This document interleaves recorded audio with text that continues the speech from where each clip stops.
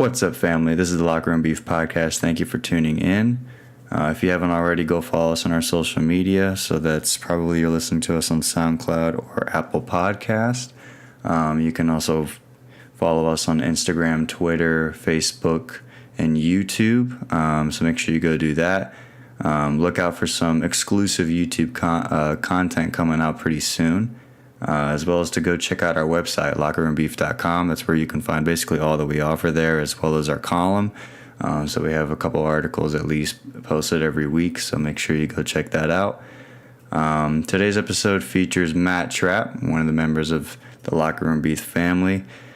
So go shame him with a happy birthday tweet. I know he'd probably hate that, so we'll definitely endorse it. Today we talk about Kemba Walker coming off his career night. As well as the World Cup and the teams being set in stone, famous Jameis, the Miami Hurricanes, Ronaldo's new kid, and LeBron to the Knicks, and much more. So if you enjoyed the episode and feel so inclined to be such a kind and wonderful human being, feel free to give us a 5-star review, 5-star, 5-star, 5-star. Otherwise, keep your comments to yourself. And again, thanks for tuning in. Let's get it.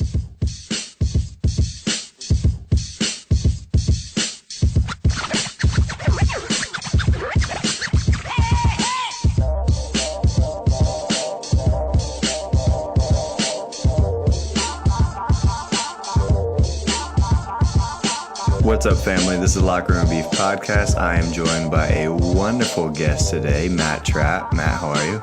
I'm good. Thanks for those kind words.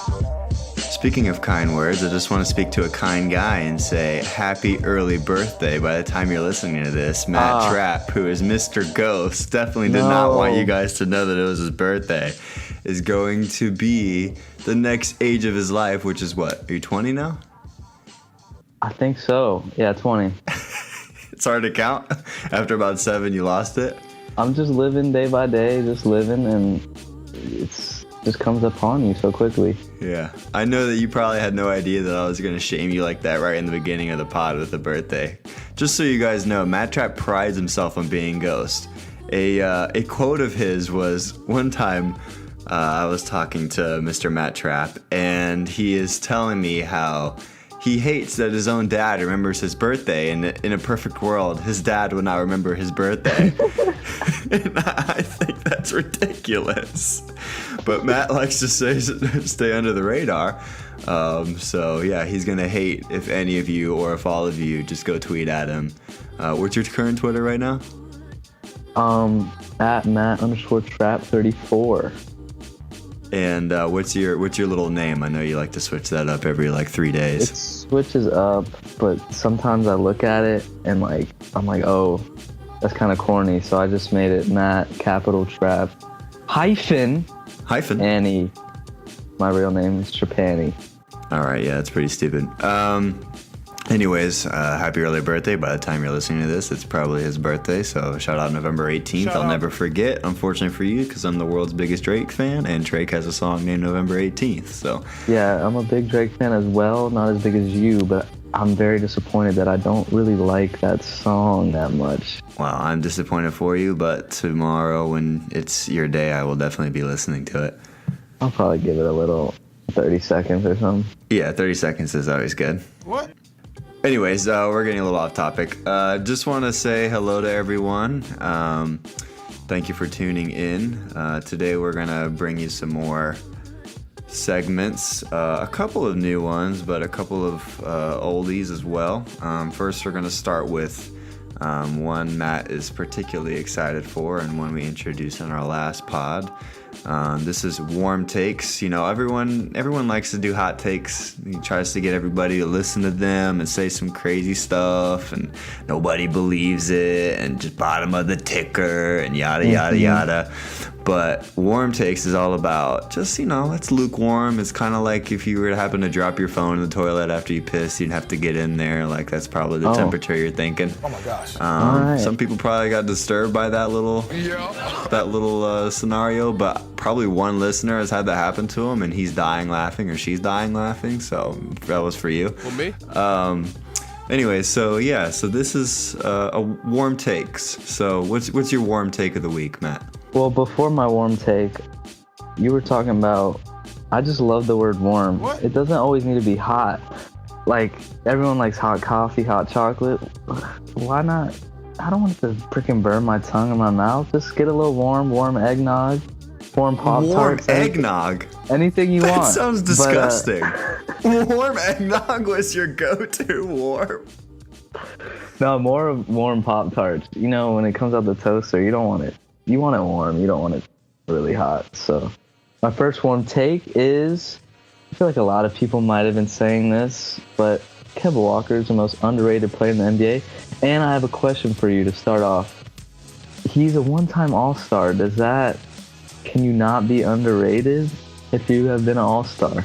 You can definitely be underrated. I mean, Giannis only became a starter last year, whereas the season prior he barely made the All-Star team. I definitely think he was underrated, and now people think he's arguably the best player in the world, or top 3 or 5. So you can make the All-Star team and still be underrated. But I mean, I kind of agree with your warm take. I think Kemba Walker probably is the most underrated player in the NBA, and he's having a pretty stellar season right now.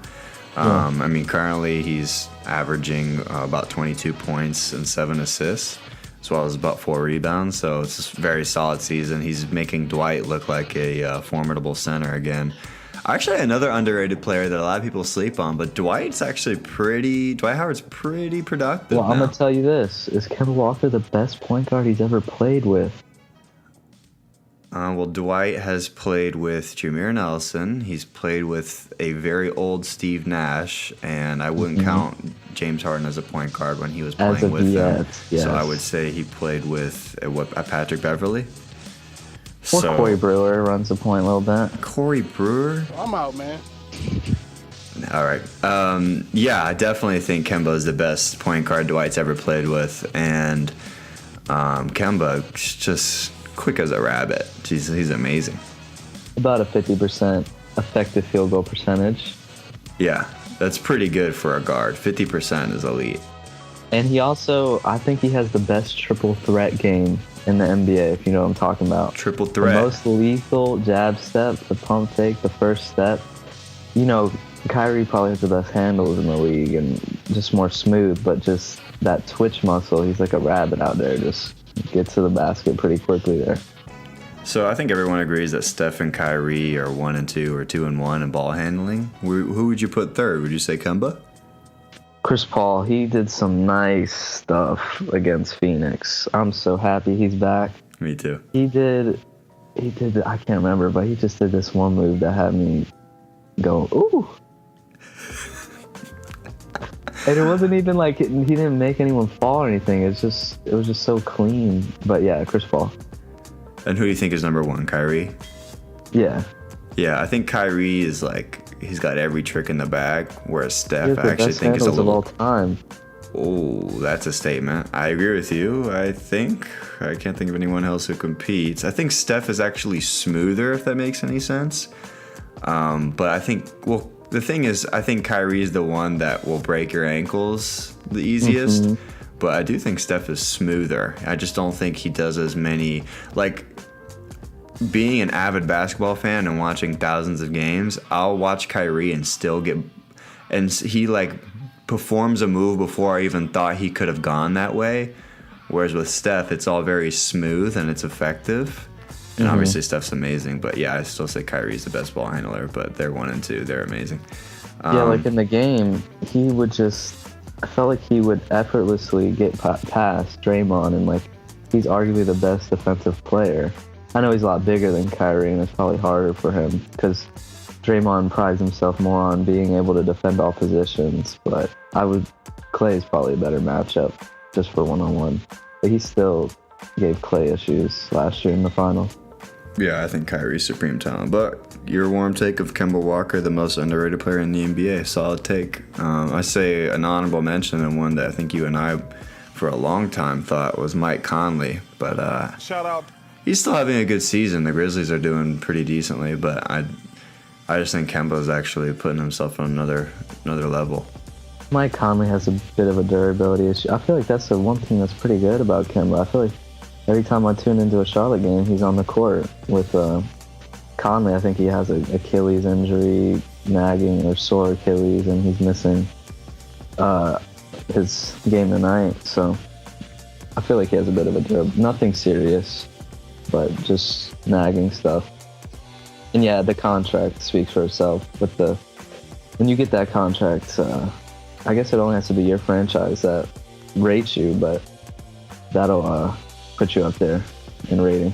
Yeah, Kemba's actually in the past 5 years, he's only missed 4 games, just to give you an idea of how durable he is. So, yeah, pretty good. All right, I'll give you my warm take. So this is my grabbing your phone at the toilet after you did a little servicing. What? My warm take is that France is going to win the 2018 World Cup. Now, without Benzema. Without Sex Lord Benzema. I think France is extremely talented. Personally, probably my favorite collection of players, which is blasphemous for me to say as a native Portuguese man.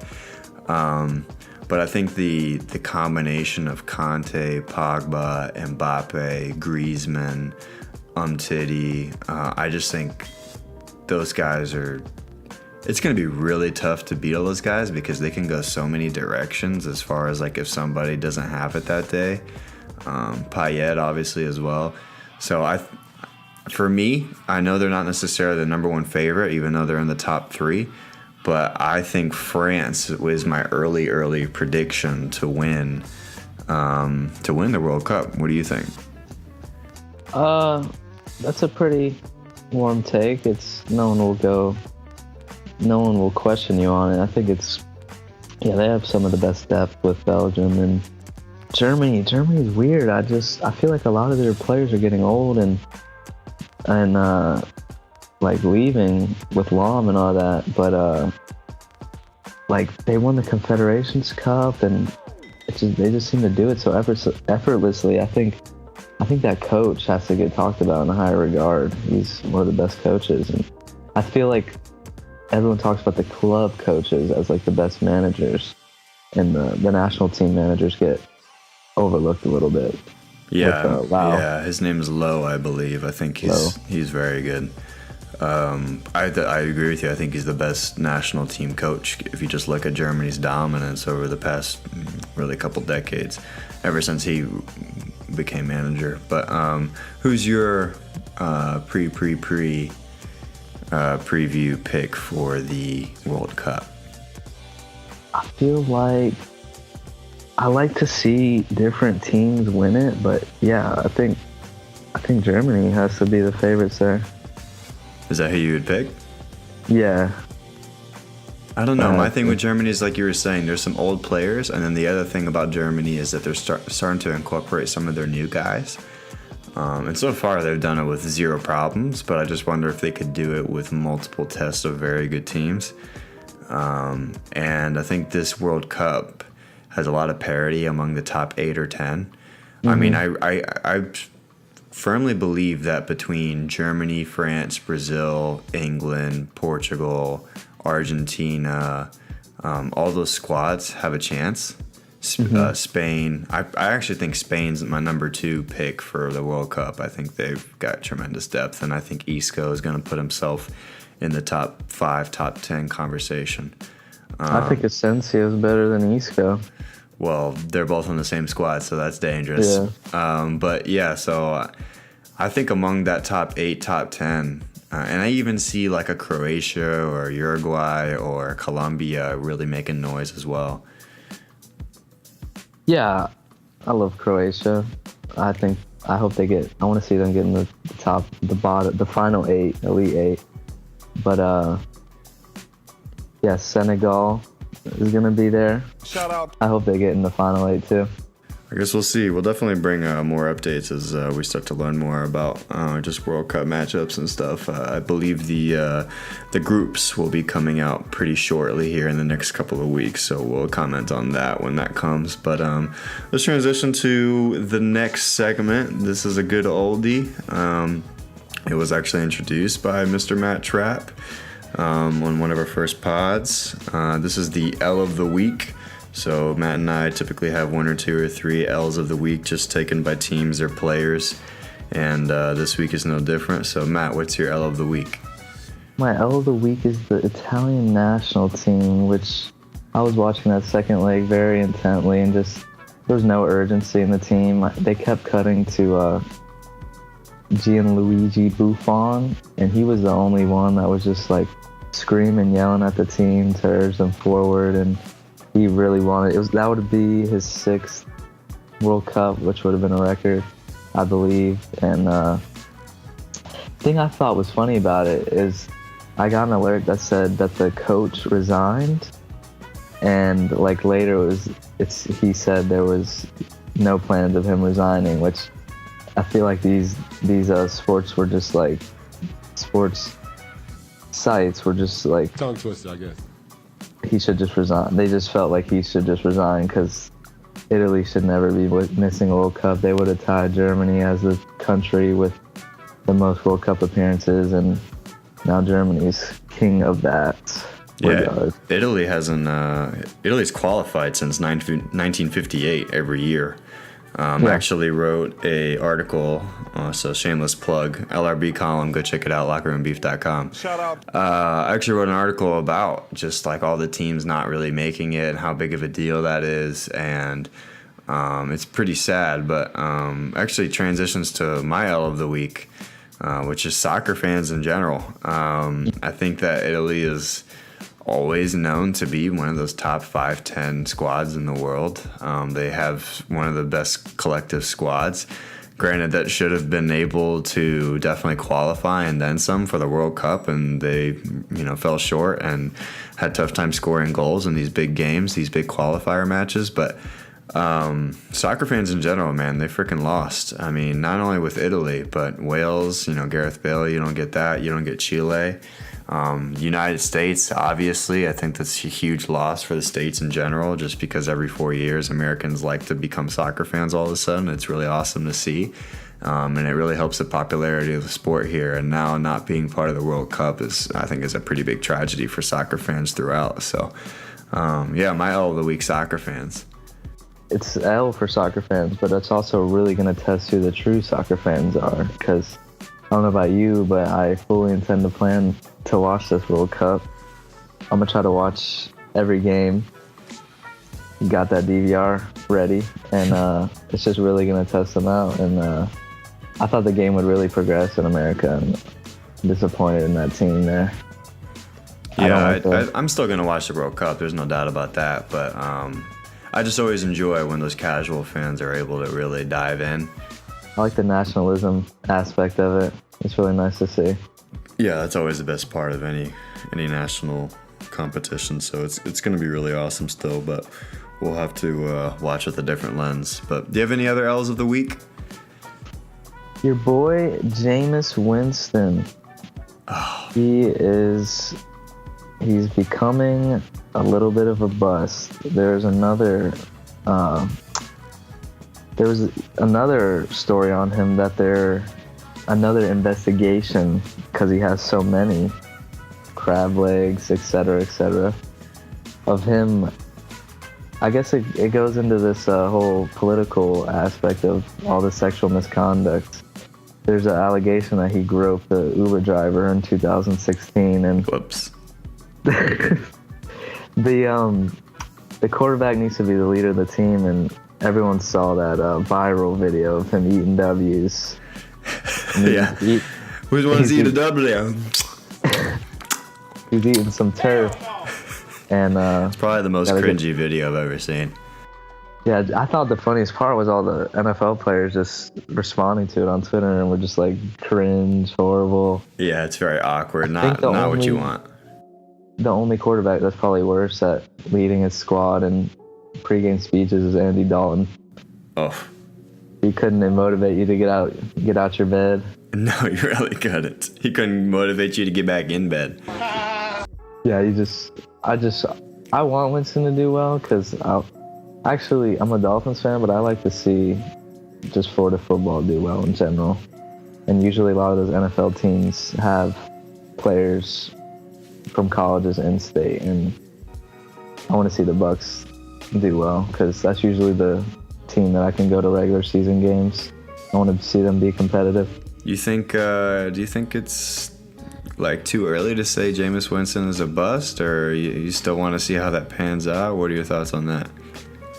I think it's too early. I think you have to get through that first contract to really see if he's a bust or not. Would you, because Mariota's kind of been up and down in his career, would you rather have him, or you put them at the same level? Oh, I'd rather have Mariota. I thought Winston would be a bit of a better runner, but he seems a bit slow. Mariota can really give you that second aspect in his game, more dynamic. Yeah, I get what you're saying. I mean, Jameis Winston, 10 touchdowns on the season, 6 interceptions, which he hasn't really... That's always been the biggest problem with him, is he's just very turnover prone.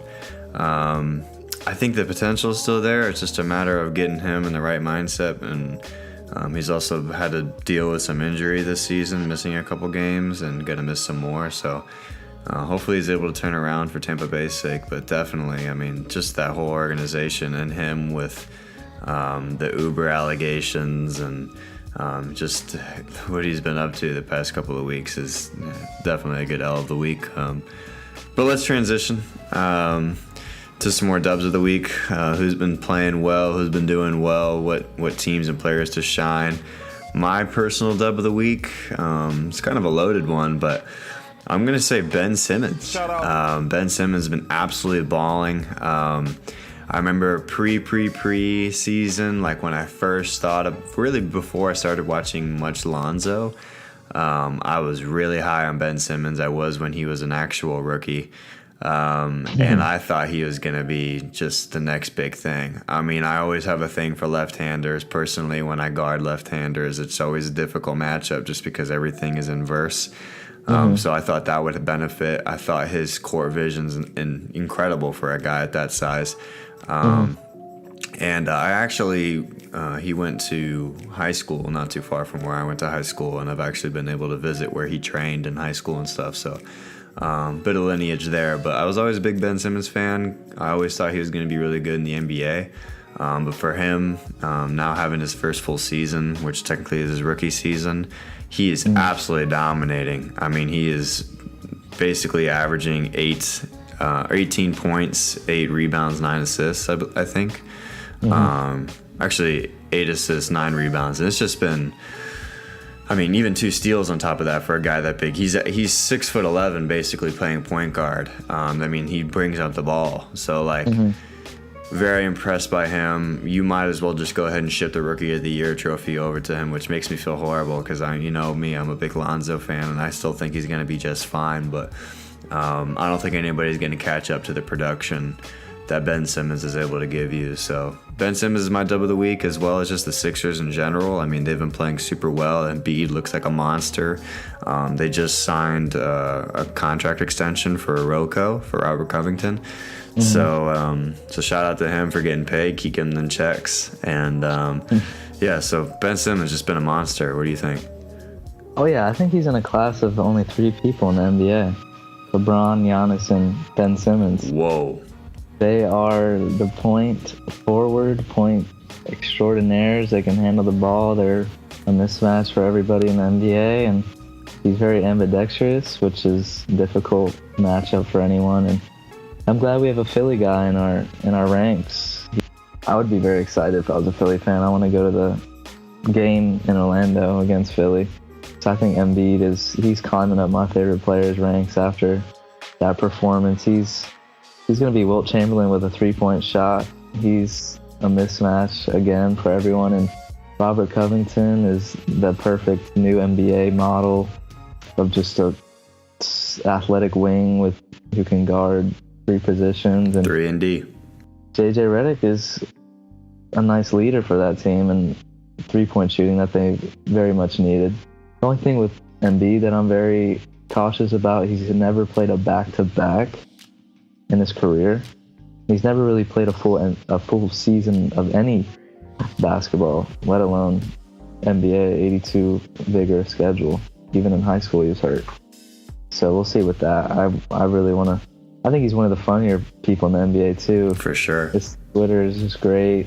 Yeah. His mid-game banter is even amazing. I mean, he'll score on somebody and then look at him, and he'll look at the coach and be like, "You sure you want to play this guy?"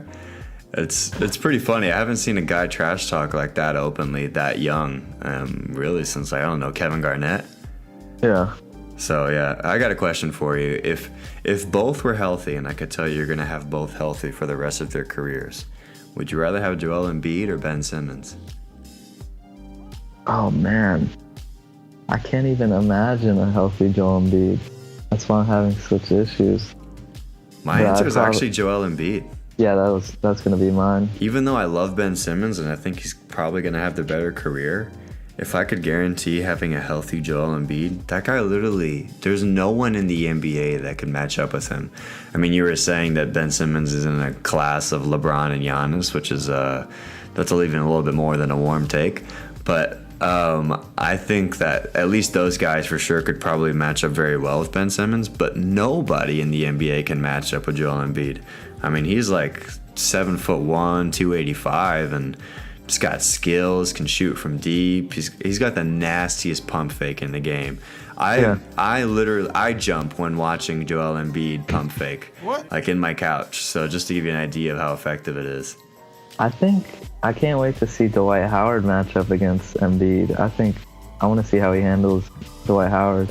Yeah, it's going to be a good matchup. People should watch out for that. We'll definitely tweet about that matchup when it comes around. But so for me, my dub of the week, the Sixers in general, as well as Ben Simmons, for definitely going to be the rookie of the year, it looks like.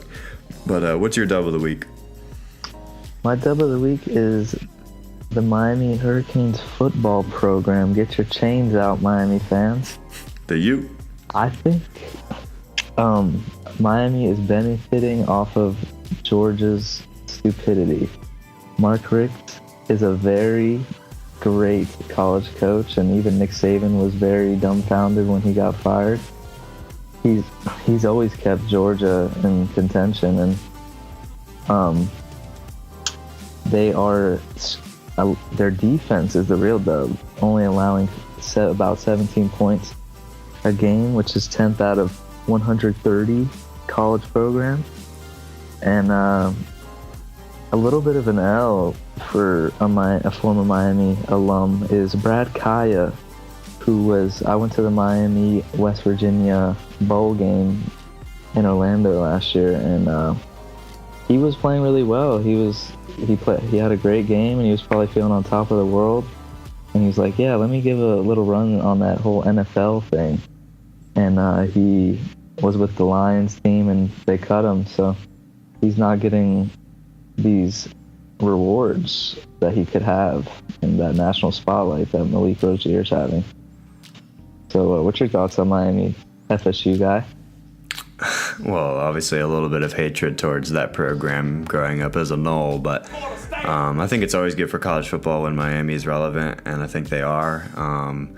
I definitely think they're going to be in the top 4, and I think they're going to be a force to be reckoned with. I definitely think they're a lot more effective at home than they are on the road, and I like to see how that's going to play out, because they're going to have to figure out how to play in a neutral setting. And I wonder how that's going to go for them, because I think they're the kind of team that's very persuaded and swayed by the energy of the crowd. Mm-hmm. So I love the whole turnover chain. It's very Miami, and I think it adds a lot of flavor to the game, and it makes almost every Miami game a must-see. So definitely I think their program is done insanely. I'd like to see also how Auburn does versus Alabama. I think that Iron Bowl is really going to shake people up. I'm actually going to take Auburn in that game. I think it's just Alabama's time to lose, and I think Auburn is going to come back, and any year that Auburn is good, even when Alabama's good, Auburn typically wins. So going on with that trend, I think this is Auburn's year, and that I think should propel them definitely to the top 4. And we might see both Alabama and Auburn in there, but I personally, if that happens, I don't think Alabama should be in the top 4. But yeah, I mean, just the college football playoffs in general have just been amazing. Yeah, you mentioned a point that I meant to get to was, I think home and away matters the most in college football than any other sport. And it's in Auburn, even though they're both in Alabama. That's going to be rocking Tigers there, and I don't know, because Saban always strategically schedules his team with, like, they play Florida State, neutral site, they schedule Mercer. He's very cautious with his. That Mississippi State went on the road is very impressive. And Jalen Hurts is looking a bit more comfortable in his second year with the rollout and then the deep throw. That's a great progression for him. And yeah, I'm looking forward to that Iron Bowl. It always seems like one is good, and well, Alabama's been good ever since, but it's always Alabama's good, and then we'll see if Auburn's good. And that even if Alabama's good, they always seem to give Auburn always gives Alabama a good fight. So can't wait to see it. Yeah, it's going to be a good one. We'll definitely talk about it when it happens. But so yeah, that's definitely a dub of the week, the Hurricanes football program. My last dub of the week is kind of an interesting one, but my dub of the week is fertility.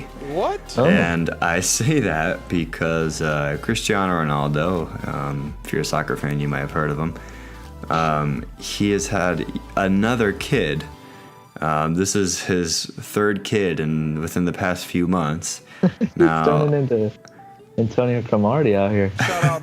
And anyone that kind of knows Ronaldo's past, it's a little bit weird. Because his first kid was a surrogate mother. Nothing wrong with that, of course, but the media's all over him trying to figure out who the mother is, and he paid off the mother to be silent, have his kid, and he has full custody, and no one knows the identity of her, but many people believe she's from America, and his 7-year-old definitely looks like Ronaldo, so I think it's Ronaldo's juice, so to speak, but I think it's interesting because now the twins are supposedly, he just had twins not too long ago, just a couple of months ago, and they're also supposedly from the same surrogate.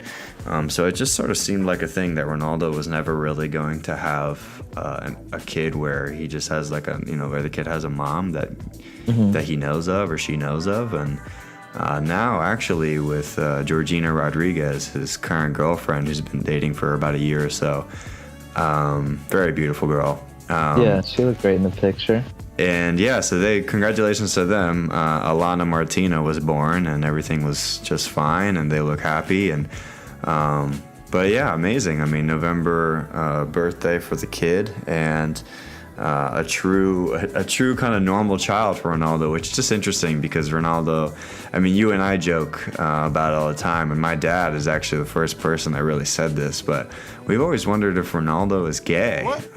Yeah. Which might sound kind of crazy, but I mean, everyone knows he's sort of on the self-centered side. He's very in tune with his body. He always has everything shaved. He's very comfortable in his underwear. And all those things are fine. You can be all those things and like women, and nothing wrong with that. And there's nothing wrong with being gay either. But I just think there was also a lot of signs. And so it's really awesome, for him to really have another kid. It's wonderful. And I definitely know that he enjoys being a father. He's said it on countless interviews. But just kind of really surprising because he dated a very beautiful Russian model who was in the Hercules movie. Shout out. I believe her name is Irina, and she is gorgeous, by the way. Definitely my type if you're out there and are listening. They've dated for 4 years, and that never really became anything serious beyond girlfriend-boyfriend. So for him to date this girl for about a year or so, and she's a little bit younger than him, and for them to have a kid, I just think it's an interesting dynamic. So definitely a lot more on Ronaldo's plate to go along with everything soccer-wise and fashion-wise and marketing-wise, and him being the highest-paid athlete in the world. So dub of the week, fertility. Oh, I have two things about that. The first one is in the picture, his 7-year-old. I thought how he was looking was very funny. And then the second thing is, I got the alert that he had another kid, and I was like, didn't he just have twins? And the mother, I was just assuming, was like his first kid, which you confirmed it was. You didn't know the identity. And then I look at the picture, and it's just like one big happy family. I'm like, well, that's a bit of a change, and I was just very surprised by that. Yeah. Yeah. He must definitely be tied to Georgina. She seems very awesome. The approval rating in Portugal is very high of Georgina. I have inside access to that. But First lady. Yeah, so she's very awesome. I definitely think they're a beautiful couple, and my goodness, that kid is gonna be gorgeous. Yeah, I thought I was hearing some like Ronaldo like transfer rumors recently. Yeah, I mean, look, that happens every 6 months. Anytime they lose a game or two in a row, there's like, oh, Ronaldo's out of here, and then where is he going? And then there's 13 different scenarios that people talk about, and what if he went there? What if he went there? Personally, I doubt it. I can tell you this for sure: Ronaldo will never go to the MLS. A lot of people would love that, and personally, I would even love that, but. I think I've like known Ronaldo enough and followed his career enough to know that I don't think he'll ever go to a league that isn't Premier League or isn't La Liga if he ever moves from Real. I would be very surprised if he doesn't retire at Real, but if he does go anywhere, I think Man U would obviously be the number one choice for him as far as to go back. He's always spoken very highly on British people and living there. But I would be surprised if he ever went to any other league, because I definitely think in his mind he wants to be in one of the top 2 leagues, and if he's not fit enough for that, then he might as well retire. And I've heard him say that, so I would be surprised if he would go anywhere else, but I definitely think he's sticking at Real Madrid. I mean, they need him. Yeah, I mean, I think, I would love to see MLS. Maybe he'll reignite his relationship with the surrogate who he thought might be American, go to MLS. But I think he's gonna have a bit of a Zlatan progression in his career, where he's gonna be able to play like everyone thought Zlatan would probably go to the MLS, and he makes a shock move to Man U, and he's great there. So I think he might make a move, and he'll be very productive in his late 30s. Because he's at this new little like striker role, which is very good for him. Yeah. So, my dub of the week is fertility. So shout out to Ronaldo and the family, and congratulations on Alana. Anyway, so we're gonna introduce a new segment actually, and this is Are They For Real? And basically, we're gonna look at teams or players and ask if they're for real, and Matt is going to evaluate. Whether he believes these teams are for real or not. So basically the first team we're going to go into are the Minnesota Vikings. Are the Minnesota Vikings for real? They sure are. They have a great defense. They always have. And it's always been the quarterback play that has prohibited them from glory. And Case Keenum finally got out of the Jared Goff shadow of last year. And just that toxic situation with Jeff Fisher, bad coach. And the whole Teddy Bridgewater dynamic's nice. Him just suiting up was a great sign, but I'm wondering how short of a leash Case Keenum has. He's going to be on a bit of an Alex Smith competition behind him. But he's playing the best of his career. He was great at Houston for it seemed like 8 years he was there. And Anthony Barr had that clutch little hit on Aaron Rodgers. It was horrible to see for the NFL, and there's actually reports that he might come back because he's such a great competitor. And Vikings are for real. That's my thought. All right. Are the Detroit Pistons for real? No, I think the Stan Van Gundy model is a bit outdated. Andre Drummond's a fake Howard, and Reggie Jackson, I like him, but he's just not elite. He's just like a bad Jeff Teague. And I don't think they're for real. I think in the NBA, as far as in the East, they're a playoff team. I mean, right now they sit at the second seed. I don't think that'll last. They'll definitely be bottom 4 by the time the season ends. But as far as any championship contention or anything like that, no, I'm not rolling with that one. No. All right, let's go to the next squad. Are the Atlanta Falcons for real? No, Matt Ryan's back to his average ways. He's not average, I shouldn't say average. Good, borderline great, but not MVP, not Carson Wentz level, not top 5 quarterback level. Adrian Claiborne, he's not an elite pass rusher. He got his Pro Bowl bonus from Chaz Green and Jason Garrett not making any in-game adjustments, and they're just really missing Kyle Shanahan, and he's not coming through that door, so they're not for real. All right. Are the Boston Celtics for real? They sure are. Steph Curry said it himself with a little banter of he thinks the weather's pretty nice in Boston in June, so he obviously has played in a lot of games and he knows the landscape, so I'm going to take his word for it and say they're for real. Yeah, 14 straight games. I mean, if you can win 14 in a row, you can't be that bad. No. I definitely think the Warriors win solidified them as a top-tier team this season, but I'm surprised. Did you see Steph's comments? He said that he definitely thinks that they're going to be meeting him in June, and that the Celtics are going to be the Eastern representatives. What are your thoughts on that?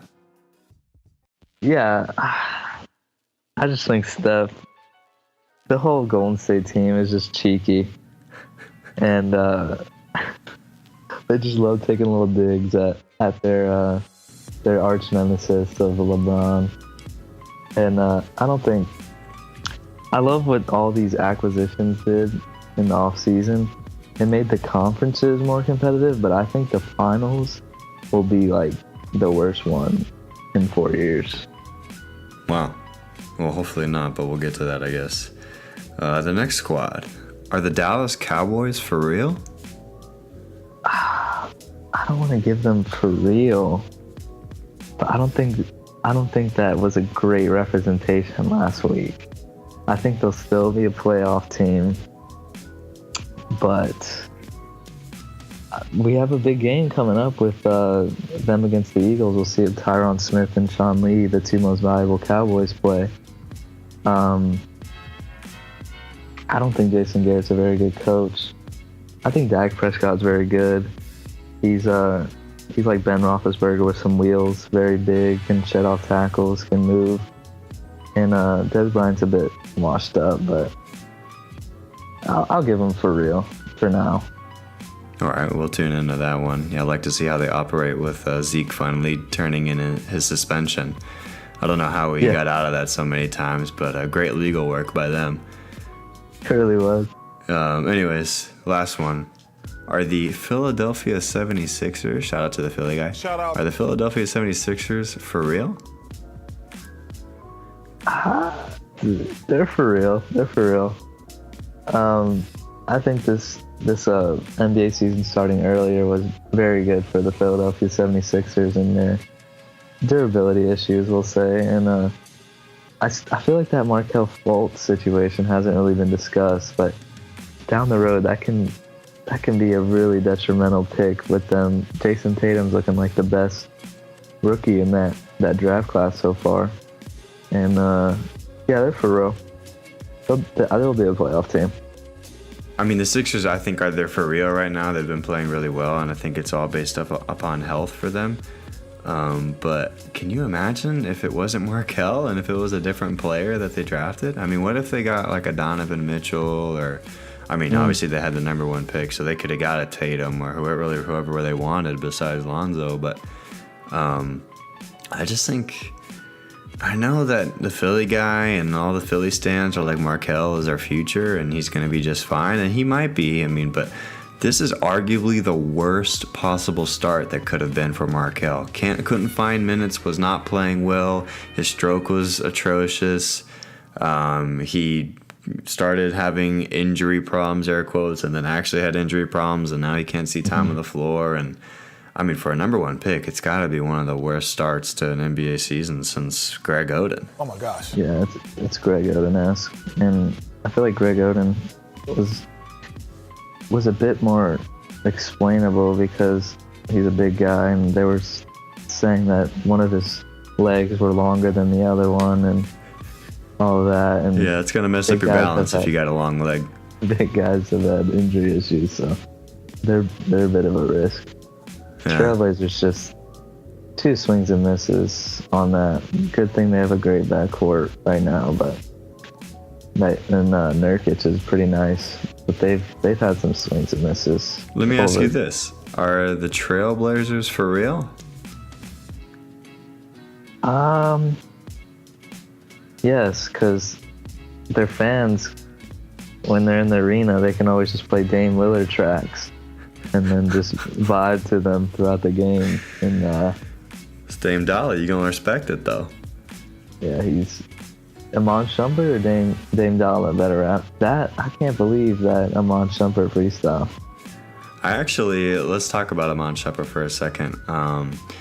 For anyone that's looking to find another podcast along with ours, make sure you don't drop us, please. But for all three of you out there, if you want to go listen to Road Trippin', if you don't already, it's a great podcast. It's Richard Jefferson and Channing Frye.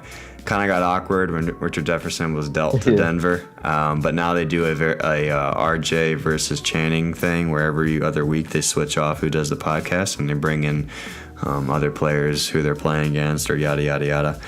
And Channing Frye had Amon Shumpert on, and it was very interesting. You always learn kind of like some inside stuff through them, and they talked about Amon just being a creative person and enjoying that aspect of life and music, and it's very interesting. The funny part is he actually he has like a full album, and it's, according to him, it's extremely detailed. It tells a story, and he has it all ready to go, and he actually had planned to drop it, but he's actually not going to until he drops a couple of EPs so that people can actually enjoy like banger type music and kind of like connect and create a fan base there, and then he's gonna drop this insane album. So definitely be on the lookout. Amon Shumpert's actually a pretty underrated rapper in the scheme of athletics, so I would check him out. But yeah, if anyone hasn't seen, he had a pretty awesome freestyle not too long ago. And the designer lookalike is definitely a guy to look out for when it comes to the bars. Yeah, I always knew he could rap because Freddie Gibbs always shouted him out. He shouted him out a couple times on his tracks, and I kind of knew he rapped, but I didn't know he was that for real on that freestyle. That was crazy. Yeah, so Amon Shumpert is for real. But anyways, let's transition to our last segment. This is sort of a new segment. This is Sources Say. So basically, if there's little mutterings or there's any rumors of kind of crazy stuff happening here, we're going to basically talk about it, the validity of it, whether we like it or not. And for our first Sources Say, we have rumor that LeBron James is interested in going to the New York Knicks. Now, this LeBringis? So basically, LeBron went to New York, played an amazing game there, pulled out a win, and put on a show as he normally does. His stats among any team in the NBA is best versus the New York Knicks, and he always puts on a show. And he had a pretty well spoken about Twitter post and Instagram post that basically he says you're welcome, and then ... emoji of a crown of New York, King of New York, hashtag my favorite playground, hashtag strive for greatness. And I think this is interesting. LeBron definitely is a guy that loves to sort of seed his narratives, and he loves to kind of like make media and us talk about him, and he does a great job because that's what we're doing. But I started thinking in depth about this, and here's my thing about where LeBron might end up next year. Okay, one, even though I sort of would love to see him go to the Lakers and see LeBronzo together and Paul George go there, or DeMarcus Cousins go there, or whoever else, I don't see him going to the West. It just doesn't make any sense. He spent his entire career in the East, and it's benefited him, and it's now even a bigger benefit than ever because the West is just so stacked. And it's not like the East are trash, but they're definitely a level below. So I think as far as like his career and elongating it, as well as the success throughout the playoffs, he's got to stay in the East. So that one, the Knicks being one of the 15 teams in the East, so that helps them. And two, I think he definitely has to go to a big market. So if he doesn't stay in Cleveland, I think he probably goes to maybe back to Miami with like a Wade, and maybe meets somebody else there, or he maybe goes to a New York market, which New York is the biggest market, even though they haven't really been that successful since Patrick Ewing. But that's actually the biggest media market in the NBA. So as far as that goes, it's definitely a big financial profit if he goes there. And New York's got a decent squad as far as being able to bring in a LeBron and possibly bring in someone else. People have slept on Cantor, but he's been playing tremendously. I gain respect for Cantor. He doesn't back down to anyone. Yeah, he doesn't. Yeah, I actually have him on the fantasy squad. I'm well aware of how beast he's been. But obviously Porzingis has just been, I mean, he's the unicorn. Porzingis God has just been amazing. Shout out.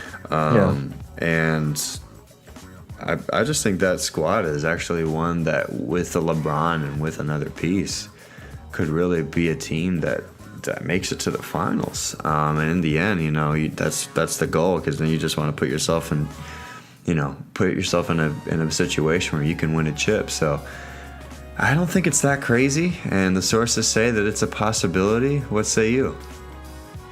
Yeah, I would love to see it. I think if he went to that squad next year, they would go to the finals. Porzingis another year. He's a matchup issue with pretty much anyone in the league. The thing that is a bit crazy, the one person that's been able to stop Porzingis is Draymond. He kind of just bullies him. That's not surprising. And I can't wait to see Porzingis against Embiid. He's going to be able to match up height-wise, but just mass-wise, it's going to be an issue. And I really want to see it. I think he'll be able to expand his media ventures. And he kept talking about how he's the king of New York. Well, you got to prove it. You got to play for a New York team. You can't just be king of New York. Derek Jeter, I think, has that crown. Definitely. Yeah, so we'll keep you tuned in on that one. But LeBron to the Knicks, let's watch out for it.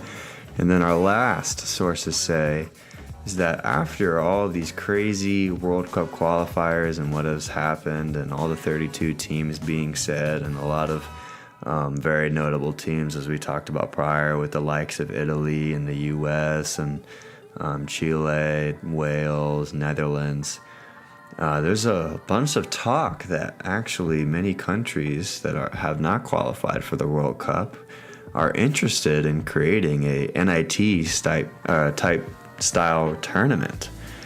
And this would basically include all those teams that we mentioned, as well as obviously some more. There's Ghana. There's a lot of other respectable teams that didn't qualify for the World Cup, and because of that, there's sort of this unprecedented feeling that a lot of these countries are sort of looking for an opportunity to play next summer as well. So I just think it's a very interesting possibility.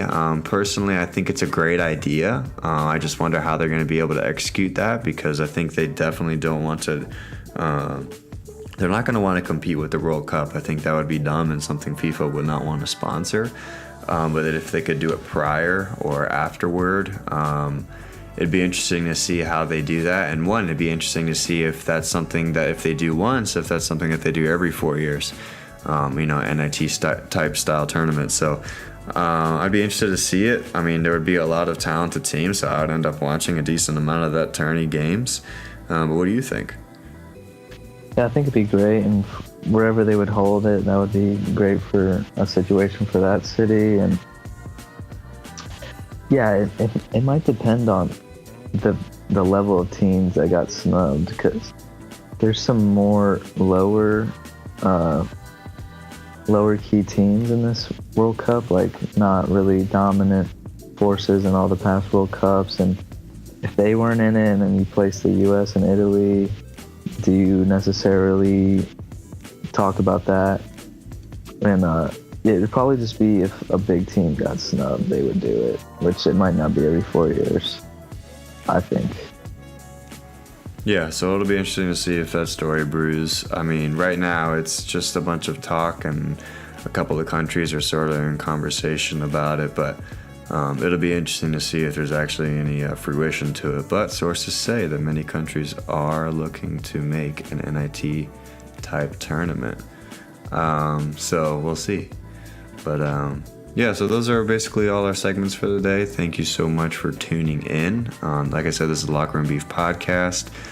If you don't already, please go follow us on social media. We are over 1,000 people following amongst our social media platforms, so it's an awesome benchmark that we've been able to hit this week.